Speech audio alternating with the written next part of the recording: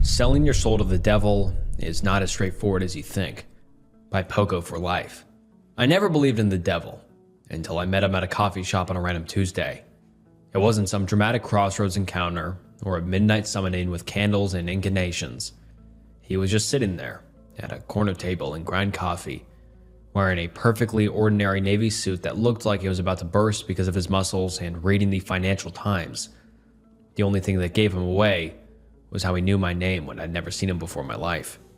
Marcus Chen, he said, looking up from his paper as I walked past his table. Rough couple of months, haven't they been? He grinned. I stopped dead. Do I know you? I asked, though something in my gut already knew the answer would complicate everything. He smiled, and his teeth were perfectly white. Too white. Please sit, I have a proposition that might interest you. He charmingly gestured in front of him. I should have stayed away.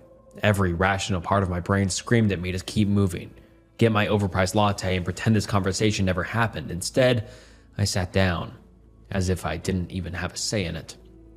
I'm in the business of solving problems, he said, folding his newspaper with precise creases. And you, Marcus, have quite a few problems. He was not wrong at all. The foreclosure notice was burning a hole in my jacket pocket, and my credit cards had all been maxed out for weeks. Sarah had left me 3 months ago, taking our daughter Emma with her. My startup had collapsed spectacularly, leaving me with nothing but debt and a profound sense of failure. Who are you? I asked. Names have power, he said. Let's just say I'm someone who can help. Your house, you're about to lose it. Your daughter barely speaks to you. Your ex-wife thinks you're a failure. Your credit is destroyed. Your business partners won't return your calls. He leaned back in his chair. Am I getting warm? The accuracy of his assessment hit me like a physical blow. How do you? I trailed. He chuckled. Know all this? I make it my business to know. The question is, how badly do you want to fix it? I stared at him. He was probably in his 40s with salt and pepper hair, kind eyes, and arms the size of my head. He looked like someone's accountant, not whatever he was. What are you suggesting? A transaction. A very reasonable one, actually. You have something I want, and I have something you need. He reached into his pocket and pulled out a leather portfolio. I'm prepared to offer you $1 million. Cash. Untraceable. Enough to save your house, win back your family, start over, he said. I couldn't resist the urge to sigh at his annoying corporate tone. In exchange for what? His smile widened. Just a small piece of your soul. Nothing dramatic, maybe 10%. You'll hardly notice it's gone. I laughed. I actually laughed out loud. You're insane. Am I? He opened the portfolio and showed me photographs, pictures of my house, my daughter's school, Sarah's apartment. Marcus, in 3 days, the bank will repossess your home. In 2 weeks, your daughter will start at a new school because Sarah can't afford the private one anymore. In a month, you'll be sleeping in your car. He closed the portfolio. I'm offering you a way out. You were talking about selling my soul to the devil. He smiled softly. I'm talking about a limited partnership arrangement. Think of it as a spiritual equity financing. You retain majority ownership of your soul, 90%. I get a small stake in exchange for solving your immediate liquidity crisis. The business terminology made it sound almost reasonable. Almost. This is crazy, I said, but I didn't get up. Crazy would be letting your pride destroy your family. Crazy would be sleeping in your car while your daughter thinks her father is a loser who couldn't provide for her. He leaned forward. Marcus, I'm not asking for your firstborn or eternal damnation. 10%, that's all. Letting aside the fact that I was talking to the devil right now, I thought about Emma, about the look in her eyes the last time I'd seen her, when I couldn't afford to take her to the movies, about Sarah's voice when she'd called me pathetic. What exactly would happen to that 10%? Nothing dramatic. You might find yourself slightly more pragmatic in your business dealings, a little less concerned with certain moral complexities, if you know what I mean. He chuckled. Small changes, barely noticeable. I sat there for what felt like hours, though it was probably only minutes. Finally, I asked, how would this work? He reached into his portfolio again and pulled out a contract. It looked like any other legal document. Dense text, whereas clauses, signature lines, At the bottom, it specified 10% of Party A's immortal soul in exchange for the sum of 1 million United States dollars. Just sign here, he said, producing an elegant fountain pen seemingly out of nowhere, and initial here, acknowledging you understand the terms. My hand was shaking as I took the pen. This was insane. This was impossible, but the foreclosure notice in my pocket felt very real, and so did the image of Emma's disappointed face. I signed. The moment the pen left the paper, I felt different. Not dramatically different, but like I just had a very strong cup of coffee.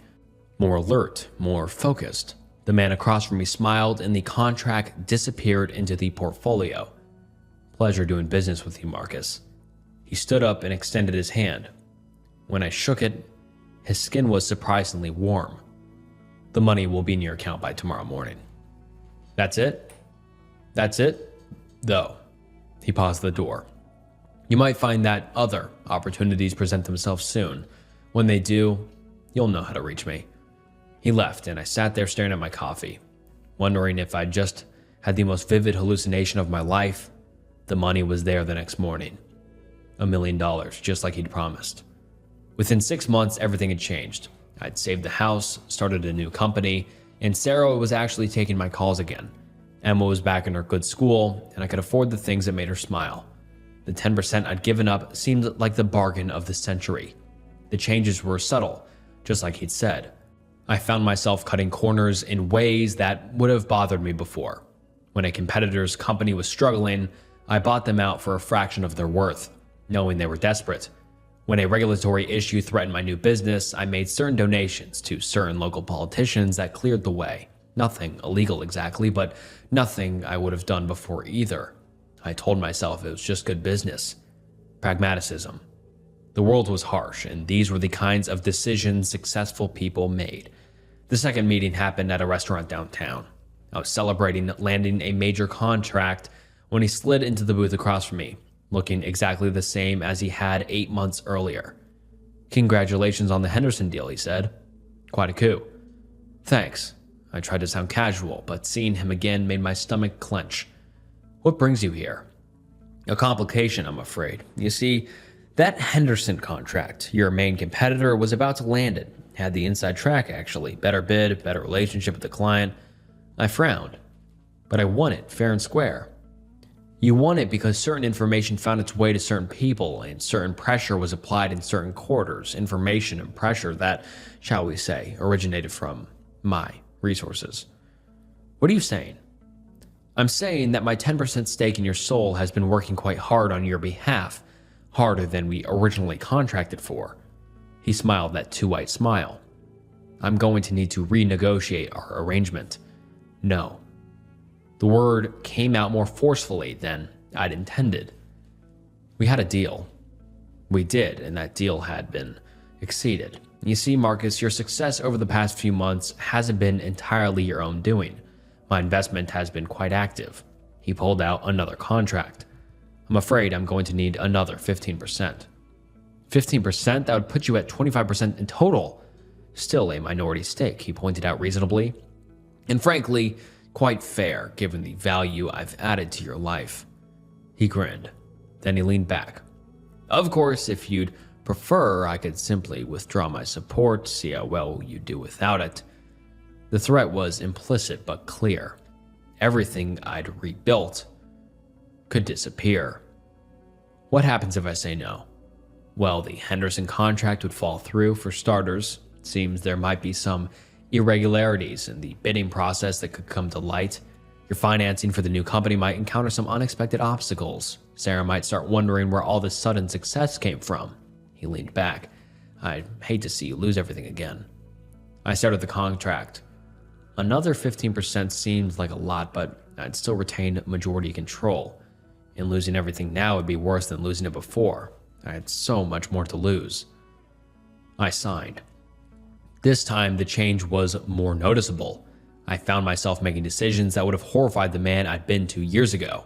When a small supplier couldn't deliver on time, I destroyed their business instead of just finding someone else. When an employee threatened to quit, I made sure she was blacklisted throughout the industry. I didn't even look at the eyes of the beggars on the streets. These actions felt not just reasonable, but necessary, even satisfying. I was changing. Sarah moved back in with me after a year. Emma called me daddy again. My business was thriving. In the end, the 25% of my soul I'd given up seemed like a small price for everything I'd gained. The third meeting was at my office. He didn't make an appointment. I just looked up one day and he was sitting in the chair across from my desk. "We need to talk," he said. By now, I knew the routine. Some new crisis that required his intervention, some justification for taking another piece of my soul. I was ready for him. "What's the problem this time?" "Your wife," he said simply. "Sarah, what about her?" "She's been asking questions about your sudden turnaround, about some of your business practices. She's suspicious." "Suspicious of what?" "She's hired a private investigator, Marcus, a very good one. He's been digging into your finances, your business dealings, your associates. Some of what he's finding is problematic." I felt cold. "What kind of problematic?" "The kind that leads to federal investigations, the kind that leads to prison time," he leaned forward. "The kind that leads to your daughter visiting you through bulletproof glass." His smile never seemed wilder at the time. "You're lying." "Am I?" He pulled out a manila folder and slid it across the desk. Inside were photographs, documents, bank records, all the evidence of things I'd done, deals I'd made, corners I'd cut. Individually, they might have been explicable. Together, they painted a picture of systematic corruption. "This is all circumstantial," I said, but my voice was weak.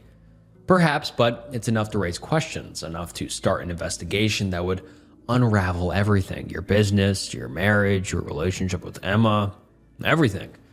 My hand shook. I was feeling fear, proper fear for the first time in a long time. "What do you want?" I shook. 30% more, he said. "That would give me 55% total. A controlling interest. In exchange, all of this evidence disappears. The private investigator has an accident. Sarah's suspicions fade. Your life continues exactly as it is." 55%, that's more than half. "It is, but consider the alternative." I looked at the photographs again, at the evidence of what I'd become, what we'd become. I corrected myself, because none of this had happened in a vacuum. Every decision had seemed reasonable at the time, necessary even. "If you have controlling interest, what does that mean for me?" "Oh, don't worry. Nothing will change. I'll let you still have your free will, but you'll naturally find yourself more aligned with my interests, more efficient in your decision-making, less burdened by concerns that might interfere with success." I thought about Emma, about Sarah, about everything I'd built. I signed. The change this time was immediate and profound. It was like someone had adjusted the contrast on my moral vision. Things that had once seemed questionable now seemed obviously correct. Ethical considerations that had once nagged at me simply weren't there anymore. Good or bad didn't seem to cross my mind anymore. There were just success. I fired a dozen employees without cause because they were expensive. I foreclosed on 3 small businesses that owed me money, even though I knew it would destroy the families behind them. I manipulated stock prices and destroyed competitors with a systematic ruthlessness that was both alien to who I'd once been and utterly natural to who I was becoming. Sarah stopped asking questions. The private investigator's report was mysteriously lost. My business empire grew, but I was starting to understand that I wasn't driving anymore. I was just along for the ride. The 4th meeting was at Emma's school. I was watching her soccer game when he sat down next to me on the bleachers. "She's quite talented," he said, nodding toward my daughter. "Don't," I said immediately. I grew cold. "Don't even think about bringing her into this." "Relax, Marcus. I'm not here about Emma. I'm here about you." He pat my back. "What now?" "You're dying," he said with a frown that didn't quite reach his jawline. The words hit me like a blow. "What?" "Pancreatic cancer, very aggressive. You probably have 6 months, maybe less." He said it as casually as he might comment on the weather. Of course, medicine has its limitations, but I don't. I stared at him, then at Emma running across the field. You're lying. He grabbed my waist and pulled me closer to him. The symptoms will start next week.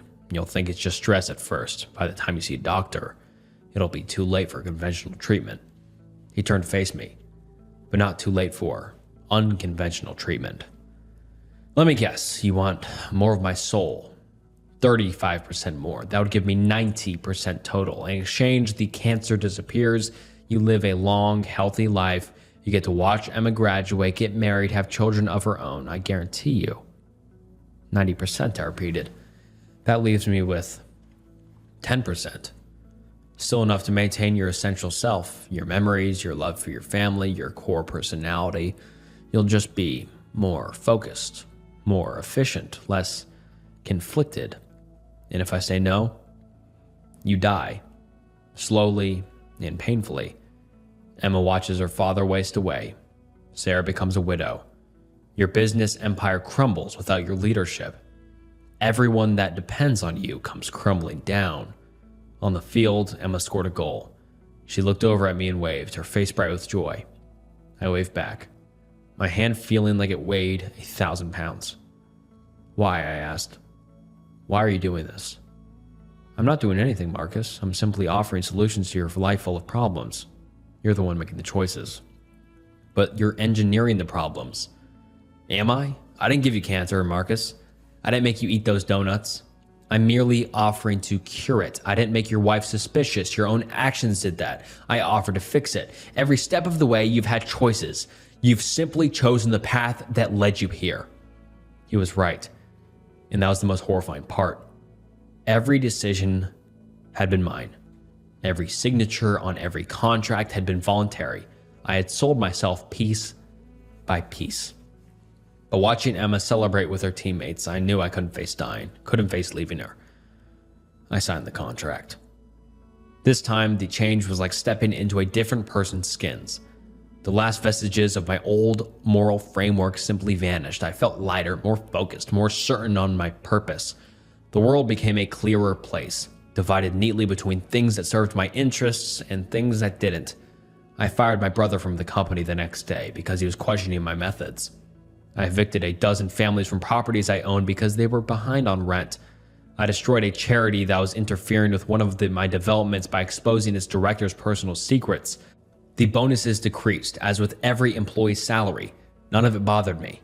It all felt perfectly reasonable. Sarah seemed happier too. She stopped asking uncomfortable questions and started enjoying the life my success had provided.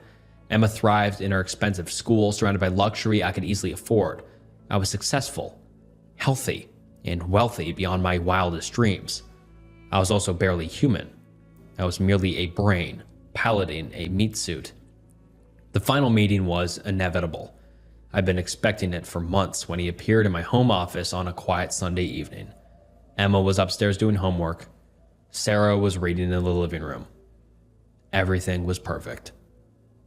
Hello, Marcus. I didn't respond this time. I'm here with good news. You've been such an exemplary partner that I'm prepared to offer you the deal of a lifetime. Now I looked up.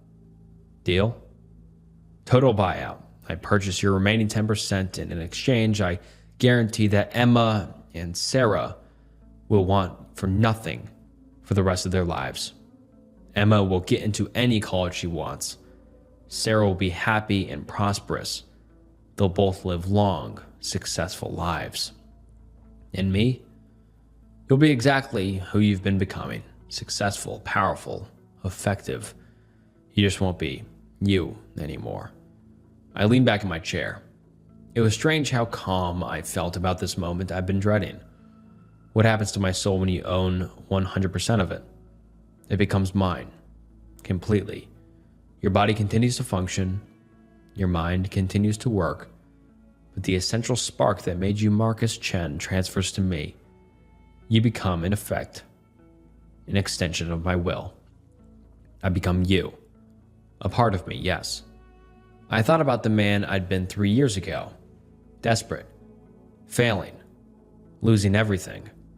That person seemed like a stranger now. Someone weak and foolish who'd let silly moral constraints interfere with success. But that person had also been the one who'd loved Emma with pure, uncomplicated joy, who'd love Sarah without calculation, who'd felt genuine remorse when he hurt people. What guarantee do I have that you'll keep your word about Emma and Sarah? None, but what choice do you have? He was right. Of course. He'd been right every step of the way. I could refuse, but then what? I'd still be 90% his, still bound to his will in all but the smallest matters. And Emma and Sarah would face whatever future awaited them without his protection. If I signed this, will I still remember who I was? Oh yes, those memories are quite valuable. They help inform decision-making, provide emotional context for manipulating others. You'll remember Marcus Chen very clearly. You just won't be him anymore. I picked up the pen. It felt familiar in my hand now, like an old tool I'd grown comfortable using.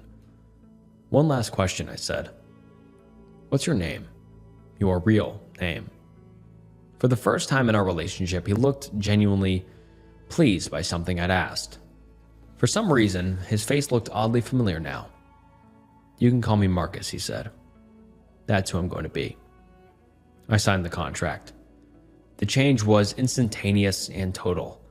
I felt my sense of self, that essential, indefinable thing that had made me drain away like water from a broken cup. What remained was crystal clear purpose, perfect focus, and complete understanding of my role in a larger design. I am no longer Marcus Chen. I am something that wears Marcus Chen's face and speaks with Marcus Chen's voice and carries Marcus Chen's memories.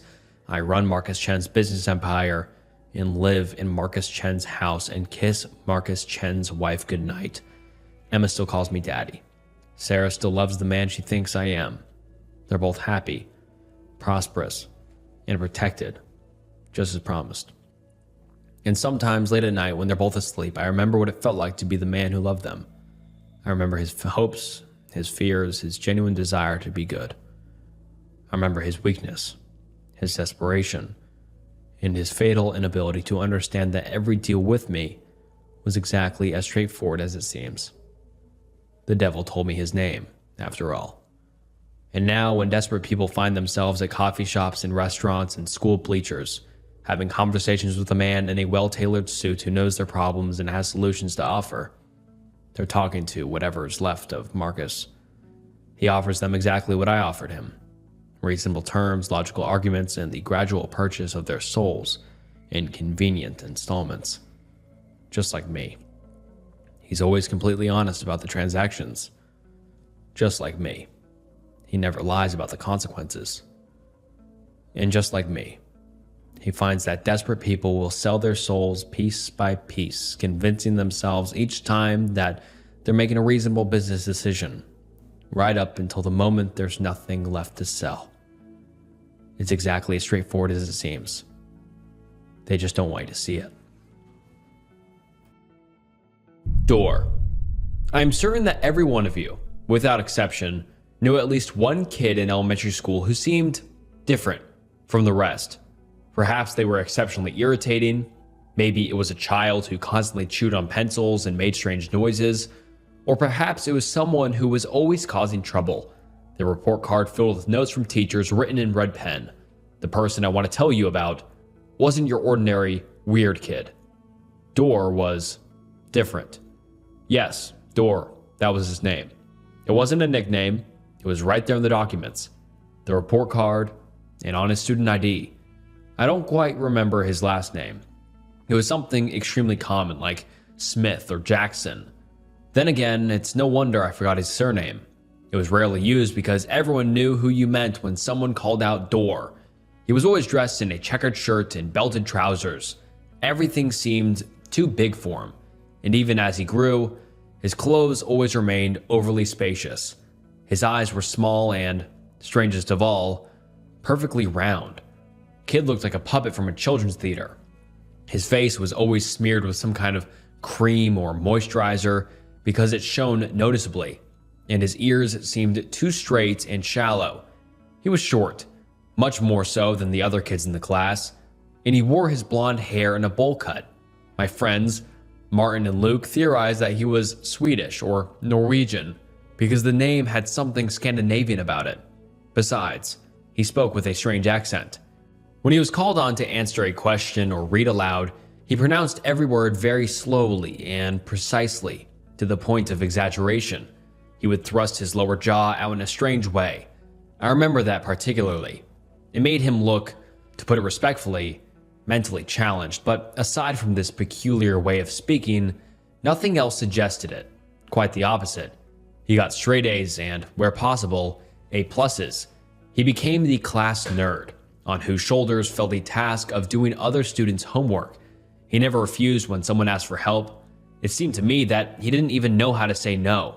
He simply carried out all requests and orders, even though he operated like a computer, and even in situations where practically the entire class owed him their homework, done with almost inhuman punctuality and neatness. He showed no signs of fatigue. When I think back on him, I basically don't remember Dor showing any emotions. He was kind of empty inside. I don't know how to explain it, but it was something similar to autism. He only talked to you when it was absolutely necessary, even when I had to work with him on a group project. He spoke very sparingly and only when needed. He did everything emotionlessly and with the diligence of a seasoned accountant. He was never late nor sick. I had the impression that all illnesses, even chickenpox and other common childhood ailments, simply avoided him. In PE, despite his unimpressive and stiff posture, he conscientiously participated and always somehow managed to do well in ball games and other disciplines. I also never remember him sweating. While the rest of us shoved our sweaty t-shirts into our bags after class, he would neatly fold his clean, seemingly freshly laundered clothes into a perfect cube. It seemed that given his peculiar manner, he would have attracted the attention of school bullies who wouldn't pass up the chance to pick on such a distinct, eccentric, and obvious target. But his otherness was so unsettlingly different that nothing like that ever happened. Only once in the 5th grade, some new, hot-headed student from an older grade accosted him in the hallway. To everyone's surprise, the small boy, who looked like a scarecrow with that haircut and loose clothes, said something to the burly hooligan that made him jump back and walk away with clear consternation on his face. He never wanted to talk about it afterward and gave up any further attempts to bother Dor. Maybe he's some kind of robot, Luke joked. What do you want about? I replied. Come on, Dor, robot? Look how he walks, he whispered in my ear as Dor appeared in the hallway. Indeed, he walked stiffly and unnaturally. A robot, for sure. One day in the 6th grade, as the school year was ending and everyone was clearly cheered up by the approaching summer holidays, Dor came up to me. This surprised me because he had never initiated a conversation with anyone before. His round eyes looked at me like two cameras, closely observing me as if studying some newly discovered species of exotic reptile. Excuse me, he began, speaking slowly, precisely, and with an accent as usual. For asking, but I won't be able to be at school tomorrow. I'm going with my parents to my grandparents. Could you bring me your English notebook the day after tomorrow? I will need it to catch up on the classwork. I was slightly surprised by this sudden conversation, but since Dor had never bothered me, and had even done my homework for me a few times, I decided to do him a favor and agreed to bring him my notebook the day after tomorrow. Good. Thank you. Sorry for asking you like this, but I have to do my homework, he replied, still staring straight at me. Here is my address. He handed me a note and walked away. When he said he had to do his homework, I heard something strange in his voice, as if he hadn't said it of his own volition. It was like he was behaving like someone who was only pretending to go to school. As I walked home that day, I took out the note with the address he had given me and looked at it again. On it, written in the strangest handwriting I had ever seen, not at all like the one Dor used in school and for homework, was an address I had never heard of. Below this address was a small, hand-drawn map. Thanks to it, I understood where his house was. I stared at this map for a long time because, even though it was clearly drawn by a child, it looked very orderly, almost topographical. Just as he had said, he wasn't at school the next day. Thursday, which all the teachers clearly noticed, the whole class was also full of rumors, though I calmed everyone down by saying that such a day had to come eventually. Even a nerd such as himself had to miss school at least once. When Friday came, Dor was still absent, even though he had said he would only be gone on Thursday. I decided to go to the address he had provided and deliver my notebook to him, as I had promised. For a few moments, I wandered about. wondering how it was possible that he could live in such a place. The area was devoid of any houses or apartment blocks. Only here and there were factories and some smaller auto repair shops and workshops. Then I found myself opposite something that looked like an unfinished house, a square block of concrete with a strange chimney sticking out of the side. It looked like a crude drawing of a house made by a preschooler, replicated in reality.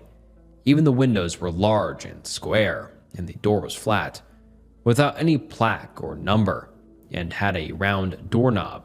I knocked uncertainly, wondering if his parents were just doing some renovations. After a moment, Dorr himself opened the door. He looked different, which threw me off balance. I must have looked clearly worried because the boy looked at me rather peculiarly. "Glad you made it," he said. "I couldn't be at school today. My parents want me to stay home. I am sick." His face was all flushed and covered in pimples. His lips were clearly dry and cracked. I noticed with considerable unease that his legs were strangely bent, as if his knees weren't working properly. "Do you have the notebook?" he asked coldly. Yes, of course," I replied uncertainly, and handed it to him. "Thank you. I will return it when." He interrupted himself abruptly. As he reached for it, a sound came from behind his back, something between a knocking and a scraping. I'd never heard anything like it before. It was quiet, and I probably wouldn't have paid much attention to it if it weren't for Dorr's reaction. He, as if frightened, and this was the first time I'd seen such extreme emotion in him, turned around suddenly and stared into the depths of the house. I peeked a little behind him and noticed that the whole house was full of some strange objects. Some were small, others large, some resembled chairs in shape, others tables. They were all smooth, made of some kind of plastic and completely black. Some modern decor, I thought. Why can't I see his parents? Then I remembered them. My mom, once returning from a parent-teacher conference, told me about them after scolding me for my poor math grades. They were like him.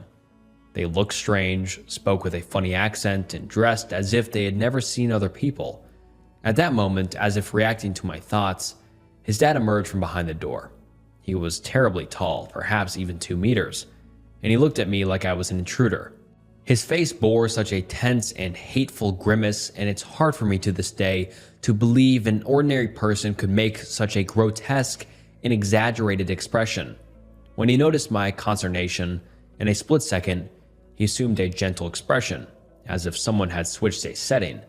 He behaved mechanically, like a robot. As I stood there embarrassed, not knowing what to say, he said, "You are Dorr's friend from school, yes?" He spoke with the same strange tone and accent as Dorr, though much more naturally and less stiffly. "Nice to see you." Yes, I replied, confused. That strange sound coming from inside was getting louder. Dorr's father glanced behind himself for a moment and then turned his round eyes back to mine. "Dorr is very sick. He must stay in bed. We would invite you in, but you might catch it." The way he pronounced "catch it" was so abnormal that I almost fainted from fear. It's hard to describe. It was as if his vocal cords instantly dropped several tones lower and emitted a thick, low gurgle that barely emitted human speech. I just nodded my head and said goodbye hurriedly. I don't even remember exactly what I said because the stress made me focus only on getting home quickly. When I got back, I told my mom I had been at Dorr's to give him my notebook. "Did you see his father?" she asked inquisitively. "Yes, why?" "Terribly tall guy, right?" she asked jokingly. "Come on," I replied. "He's a weirdo." "Why? You know you shouldn't judge people by their looks." "That's not it," I said, still slightly shaken. "Son, did something happen? You're pale." "Nothing much. It's just, he just talks weird. He scared me a bit." "Oh, they all have some strange accent," she replied. "Don't be nervous. You'll meet even stranger people in your life." That evening, I lay in bed restless. I pondered all of this, and the sight of the sick Dorr and his terrifying father gave me strange nightmares. I dreamed of the inside of their house, raw and full of those strange, black, plastic-like blocky furniture. I saw myself entering, crossing the entire living room and reaching some doors. Behind them, I saw stairs leading down to a basement, and then the dream would cut off. Dorr disappeared along with my notebook. He wasn't at school even during the end-of-year ceremony. From what parents, teachers, and students gossiped about, I gathered that he had moved away, suddenly. His parents didn't even contact the principal. It was as if they had simply evaporated. All of this unsettled me, and even though the summer holidays were starting and I had passed all my subjects, including the math I hated, I felt strangely uneasy. Several years passed, and I slowly forgot about Dorr and his strange family. I finished high school and was starting university when Martin, an old good friend from school with whom I kept in touch, reminded me of that eccentric boy. "Remember that freak?" he asked me one day when we met in town. "Oh God," I laughed. "Of course I do. Remember me telling you about what his house looks like? Crazy." "Huh, I remember. Maybe he and his folks were some kind of aliens?" On one hand, I laughed at the thought, imagining Dorr's father taking off his human disguise and revealing his true form, but after a moment, I remembered the address of his house. "Maybe we should go there," I suggested. "We won't go in, but I just want you to see this strange house of his." "Sure," Martin replied. "I've got plenty of time before my classes." We headed to that street with determined steps, and even though I'd forgotten its name, I remembered exactly how to get there. I saw the familiar area full of factories and workshops again. And then that bizarre house. It looked abandoned and neglected. The door stood open, only sealed with tape that someone had already torn off. All around were bushes and small trees that once grown. There was only barren earth and piles of rubble. "No wonder it's standing empty," Martin said after a moment of silence. "Who would want to live in something like that?" Slowly, we approached the entrance. I picked up a piece of the torn tape. It was yellow and strangely flexible. I had never seen anything like it before, nor since. The living room was completely empty and raw. The bare, concrete walls gave the place a menacing look. I felt like Martin and I had found ourselves in a truly dangerous place. "Let's get out of here," I whispered. "Someone might catch us." "Who's gonna catch us?" Martin replied loudly. "Calm down, it's an abandoned ruin. We can explore a bit, right?" Then, when Martin turned his gaze to the door on the other side of the room, my heart pounded with horror. "There must be a basement there," I groaned. "What?" Martin asked. "How do you know?" "I don't know, but I don't want to go in there." I lied. I didn't tell him about that dream. I didn't want him to think I'd lost my mind. As I stood rooted to the spot in fear, he moved forward and opened the door, which crashed to the ground with a terrible bang. "Damn it," he shouted. "They weren't even attached. I'm telling you. Let's get out of here," I begged. "Calm down. I want to see what's down there. No one's been here for ages." "Huh, maybe we'll find some old hobo down there," he laughed, then descended the stairs into the darkness. "Do you see anything?" I asked. "Nothing. Find the light switch." After fumbling along the wall for a moment, I finally found the switch, and the entire basement was illuminated by a pale, cold light. Martin screamed, and I felt like I was losing my senses. Before our eyes were 3 naked figures lying on the floor, 2 larger ones and 1 small one. They weren't human bodies, but incredibly realistic figures made of some plastic-like material. I rubbed my eyes in amazement while Martin panted hysterically. "What the fuck is that?" he groaned. "Mannequins or what?" "It's them," I replied in disbelief. "It's Dorr and his parents. They had no genitals. They were large, rigid, genderless dolls. Their faces were smeared with a thick, reddish-orange paint. In the corner of the basement lay 3 sets of clothes, neatly folded into squares. I recognized one set of clothes immediately, the checkered shirt and belted trousers. Next to them lay my notebook, untouched for 12 years and covered in a thick layer of dust. We both ran out of there and got outside. We ran for a long time until we found ourselves on the main street. My head was spinning. I didn't know what to do. "What was that?" a breathless Martin asked. "I have no idea," I replied, still stunned. "This is insanity. No one will believe us. Why would they leave mannequins there? One fucked up family, man."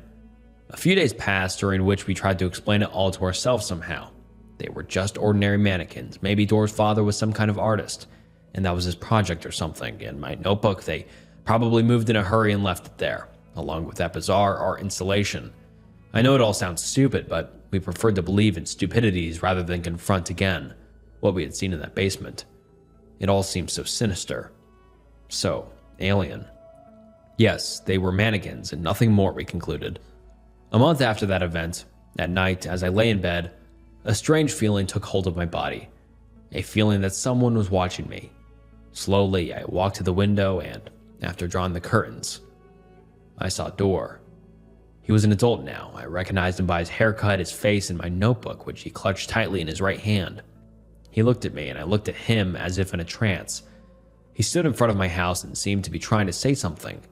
He had the same hateful grimace on his face as his father had when he suddenly emerged from behind the door. I heard that sound again, something between a knocking and a scraping. Door took a step forward, towards the window, then a second, a third. He slowly approached me, and I stood motionless, paralyzed with panic. I wake up sweating. It was just a nightmare, a stupid damn nightmare. I felt relieved. I took a shower, ate breakfast, and sat down at the computer. I was about to start writing another page of my bachelor's thesis when I noticed something outside the window. A letter was sticking out of the mailbox. I got up from the computer and took it out of the box, thinking the book I had ordered from abroad had finally arrived. I opened it without hesitation. The contents of the old yellow envelope, which had no postage stamp or address, were not a book. It was my notebook. Several months had passed, and I'm practically an emotional wreck. I didn't go to any psychiatrist. I'm afraid they'd lock me up in a mental hospital straight away. What would I even tell them? That I'm being hunted by some supernatural madman, some alien demon, God knows what? As I lingered in this stupor, one day, I quite accidentally bumped into the burly guy who had accosted Door at school that day and walked away terrified after he had said something to him. Now he was an adult, and I recognized him by the scar he had on his arm. I thought to myself that I might as well talk to him, if only for my own peace of mind. He recognized me, even though we had never been friends back at school. He knew I wanted to ask him about what he had heard from Door, that Damon back then. With fear clearly etched on his face, he answered me. He gave me my full name, my address, the date I moved in, my mom's name, my dad's, my sister's. He knew my phone number, my dog's name, my email password, everything. He knew everything, and as he was talking to me, his voice was so, I don't know how to describe it, as if he had stopped being a child, as if he had suddenly changed. I watched him, all tense, but Door was not a human. My worst nightmares had come true. He was something that was only pretending to be him, his parents too. They weren't human beings. And one more thing, he added. When he finished listing it all off, he told me that if I ever lay a hand on him, he would change into the most terrifying thing I would ever see. As he said it, please believe me, I'm telling the truth. His eyes. Here he started to gasp, completely overcome with panic. His eyes. He continued with difficulty. They pierced right through me. I know, for a fact, as I'm certain in my belief, that Door is out there. Somewhere. I worked as a johatsu in Japan for 2 years. These are the 3 scariest jobs I took by 10-minute horror. I've never been the kind of guy with a career. I was more the odds and ends type, whatever paid the bills. Construction, delivery, even telemarketing for a few miserable weeks. That's how I became a johatsu, a night mover. In Japan, the johatsu are known as the evaporated, people who disappear without a trace.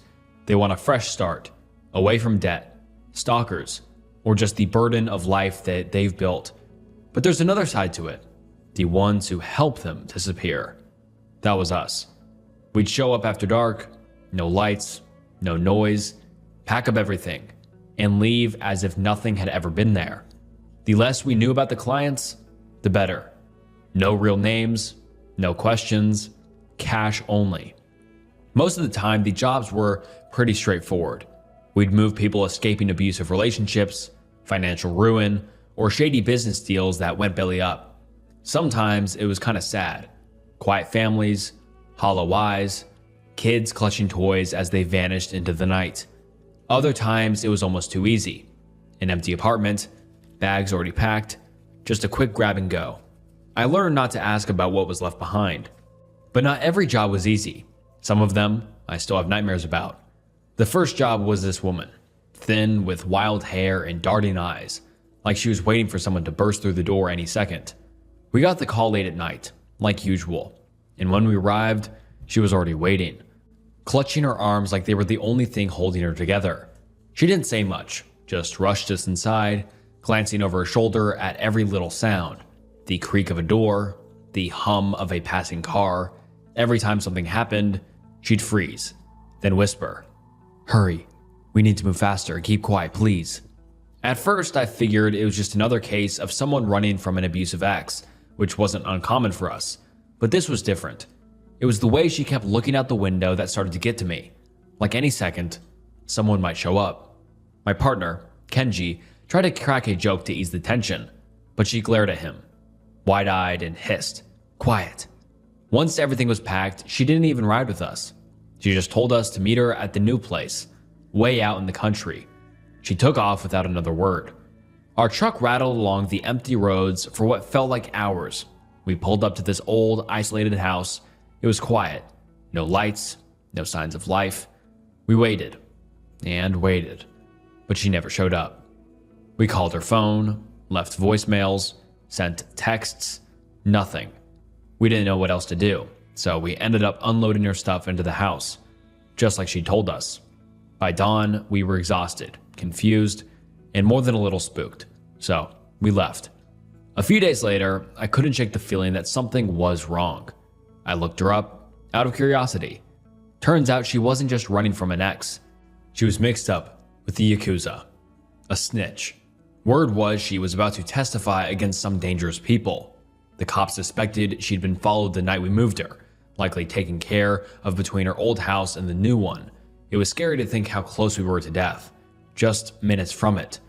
I tried not to think about what would have happened if she'd driven with us.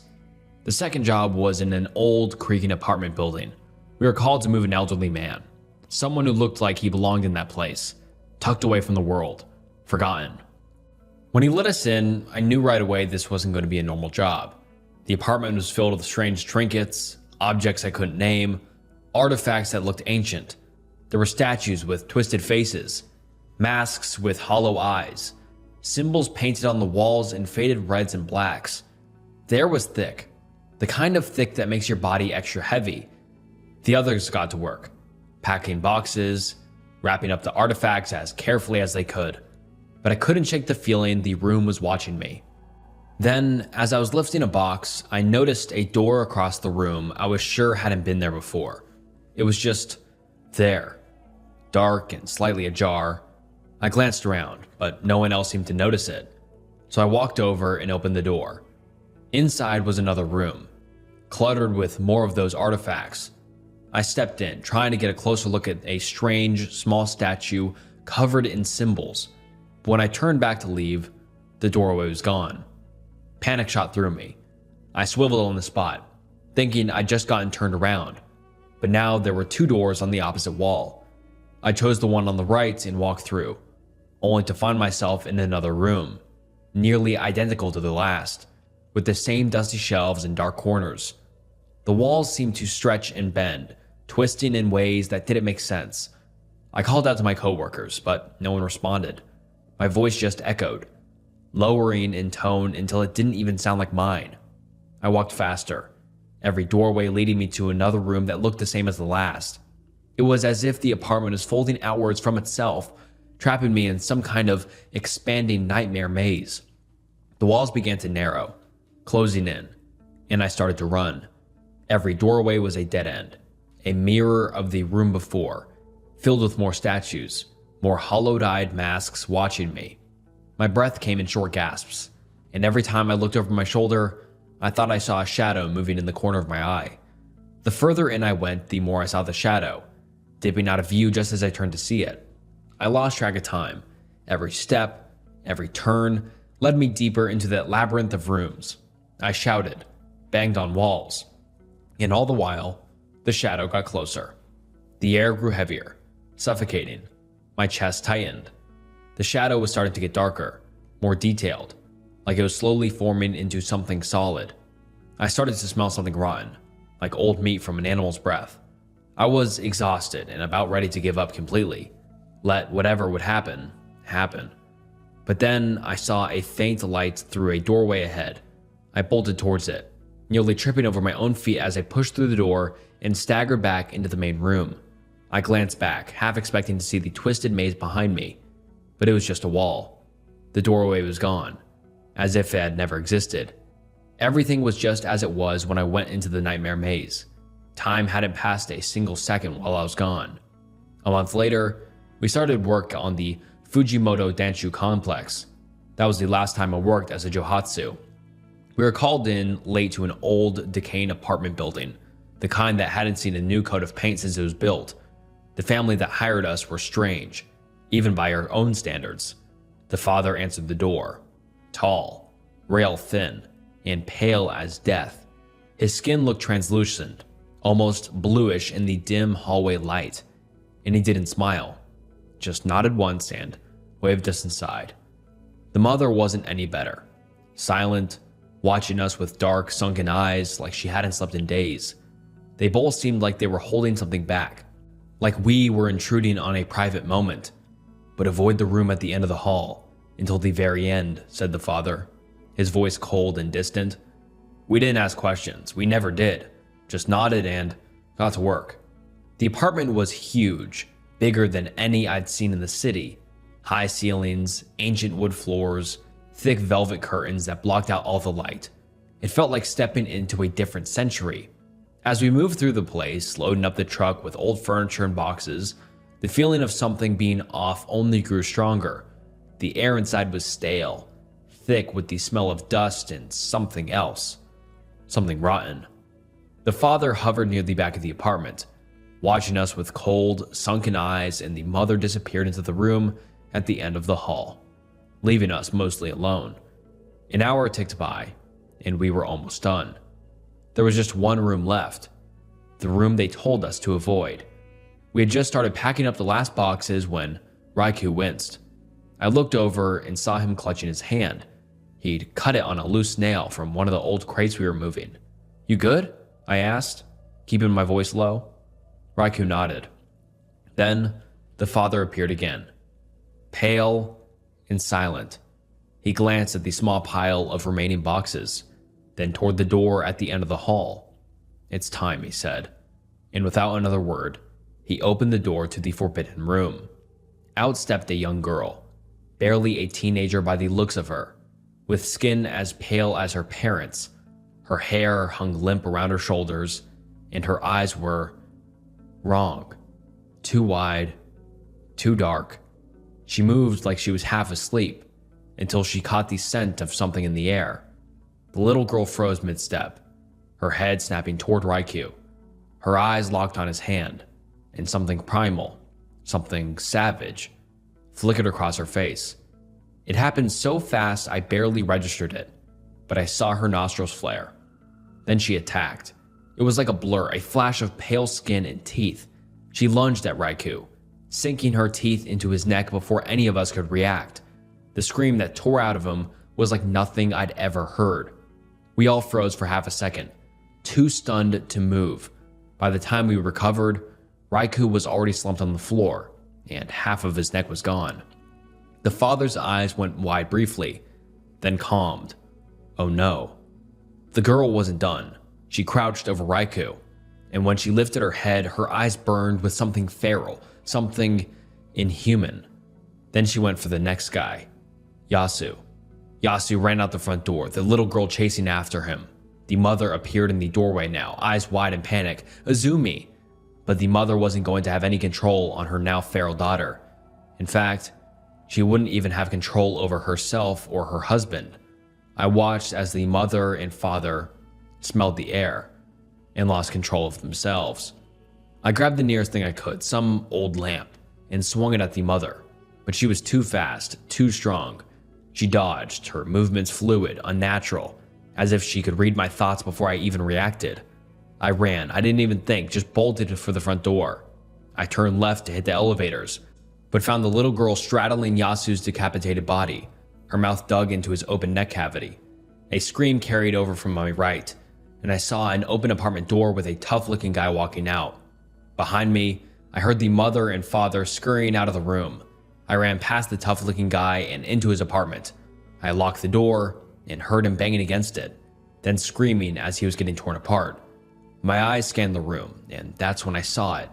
A samurai sword hanging on the wall. I didn't think. I grabbed it, checked the blade, It was dull as fuck, but just for show, but I kept it anyway. Outside, the sounds of carnage echoed into the apartments. Screams, snarls, the tearing of flesh. I threw open the window and spotted the fire escape, but it only led one way. Up. I climbed. Behind me, I heard the window shatter as the girl leapt out after me. Her nails scraped against the metal as she climbed, too fast, too relentless. I swung the sword as she reached for my ankle, and it connected. She let out an inhuman shriek as she fell. Her body crashed into the ground below. I looked down and saw her body. Her lower half was twisted backwards, head was split open, and arms were bent in unnatural angles. But she kept moving, crawling, trying to get back to the building, and I kept climbing. I reached the roof and collapsed, but only for a moment. I rushed over to the rooftop door and pressed myself against it. I could hear the others below, the bloodlust in their voices growing louder. I blocked the door with everything I could find and prayed. Finally, the first rays of sunlight crept over the horizon. I listened as the people below screamed as the sunlight through the windows was hitting them, but I knew they weren't all gone. Not yet. And my only way out was back down, through the apartment building. With nothing but the dull samurai sword, I crept back inside. I went through the rooftop door, quietly sneaking into the stairwell.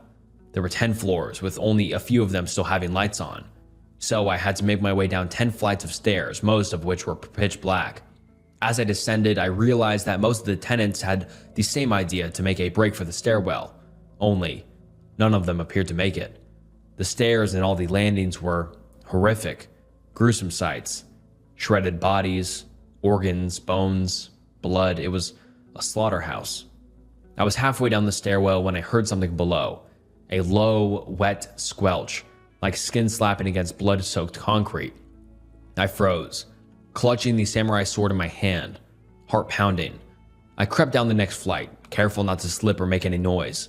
I reached the landing for the floor we'd been working just hours earlier and stopped dead in my tracks. The floor was a massacre. Blood splattered the walls and body parts, mangled beyond recognition, were strewn about. But it was the body in the middle of it all that made my stomach turn. It was Genko, or what was left of him. His body was completely torn open, organs spilling across the landing, bones pulled from muscle and tendon. His face, what little was left of it, was frozen in a twisted, agonized scream. The sight of him, someone I'd worked alongside for months, made bile rise in my throat. I had to step over him to keep moving. There was no other choice. I stepped gingerly over his body, carefully not to disturb anything. But just as my foot touched the other side of the landing, I heard it. A low, guttural growl from behind me. I whipped around just in time to see Genko's hand twitch. His eyes, once glassy and dead, snapped open, glowing with a sickly red light. Blood began to pool around him, bubbling as if something inside him was trying to force its way out. Before I could react, Genko's body jerked violently. His limbs snapped back into place with a sickening crack, and his mouth stretched open, revealing elongated, razor-sharp teeth. Blood dripped from his mangled face as he let out a feral screech, his arms reaching out for me. He was no longer human. I stumbled backward, tripping over the stairs as Genko's twisted form lunged toward me. He moved unnaturally, like a puppet on broken strings, dragging what remained of his body across the landing. His hands clawed at the air. I fell down a flight of stairs, the sword slipping from my grip as I crashed to the ground. My vision blurred for a second, but the sound of Genko's screech shook me back into reality. I got a hold of the samurai sword and kept moving. He was still coming, his body crawling, tumbling, and dripping down the stairs after me. His limbs were broken, his muscles were mush, but that didn't stop him. It didn't matter how shattered his body was. There was something in his blood now that kept him moving, kept him hungry. But it wasn't just him. The whole stairwell seemed to be waking up. I scrambled to my feet, slipping on the blood that now coated my shoes. Every step was a nightmare. I couldn't get a grip, couldn't move fast enough. I fell again, sliding down another flight as Genko's screeches echoed through the stairwell, each one louder and more frantic than the last. I could hear them now, others responding to the sound. The tenants. The entire building was awake, joining the shredded bodies coating the floors and walls of the stairwell as they made all the chase for me. Above me, doors slammed open. The low growls and screeches of the tenants filled the air, growing louder and closer. They knew I was still here, and they were coming. I pushed myself up, forcing my legs to move, forcing my body to keep going. I was almost at the bottom, just a few more steps. I reached the main lobby, throwing myself through the door and slamming it shut behind me. The door wouldn't hold them for long, but when it bought me a second, I looked around for any way out. That's when I saw her, standing between me and the front doors, looking just as innocent as she had before the attack, was Azumi, the little girl. Her skin was healed, though her clothes were bloody and destroyed. She smiled. I didn't stop. I didn't think. I ran straight for her, gripping the samurai sword tight. She didn't move, didn't flinch. As I barreled toward her, I rammed the dull blade through her chest, using the momentum to push both of us forward. The sword didn't do anything. She wasn't even fazed by it. But as we crashed through the front doors, the sunlight hit her face, and she screamed.